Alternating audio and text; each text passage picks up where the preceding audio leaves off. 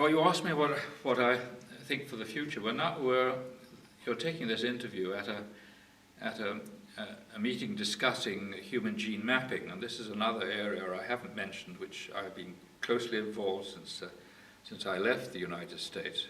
And I think I came to the conclusion at this meeting that human gene mapping was now a thing of the past. And the mapping that we do now is with mapping, looking for similar sequences in animal chromosomes, in other vertebrates. And that's a different story. But what is ahead of us in human genetics that's important? Well, you know, if we stick with looking at chromosomes, we still don't know an awful lot about chromosomes. In particular, we don't know about the 200 different proteins that are involved in the structure of a chromosome. We know about a few of them, and I think there's a great deal of to be learnt from looking at the proteins. I mean, we spent a lot of time looking at DNA, and DNA is very important, but we haven't spent enough time looking at the other proteins that are proteins, not other proteins, because DNA isn't a protein, I guess it's a nucleic acid.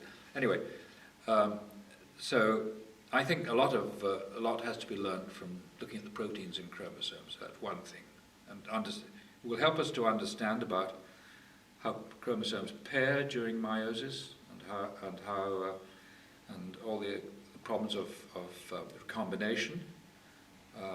We know that chromosomes pair and recombine after double-strand breaks, but only a tiny number of these double-strand breaks produce crossovers, for example, and we don't know why that should be. So there are lots of questions about chromosomes that we need to learn, and we only can learn about them if we would spend a bit more time studying the chromosomes. So that's one thing. Now, another thing that interests me greatly is the area of called epigenetics. It's these are factors which influence the expression of genes in tissues, and one of the aspects of that, which is particularly interesting, is that there can be environmental effects which have transgenerational effects. A bit from one generation to the next, which we don't totally understand. We know about things that modify DNA, but we don't totally understand all about epigenetics. Okay, and the third thing that we could learn a little more about is how genes are regulated. We know a little bit about how genes are regulated, but there are a lot more DNA sequences which are involved in gene regulation than there are actually genes that make proteins. So we should learn a bit more about that. And then I have a particular interest in non-coding DNA, because I believe that much of the rest of DNA, which has been regarded as junk up to now, I never believed in junk, and I would plead with people not to talk about DNA junk. They should study it a bit more and find out what it does. It's not junk. Anyway, I believe that non-coding DNA is worthy of a lot more study, because it will tell us a bit more about the natural history of chromosomes and how chromosomes behave.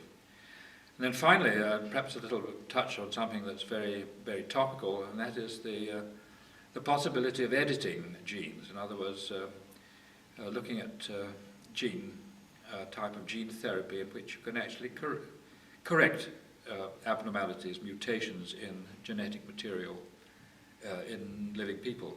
At the present moment, this has been started just recently, and the trouble is, at the moment, we edit lots of things that we don't want to edit, and we have to be a bit more specific about what we're editing to get it right.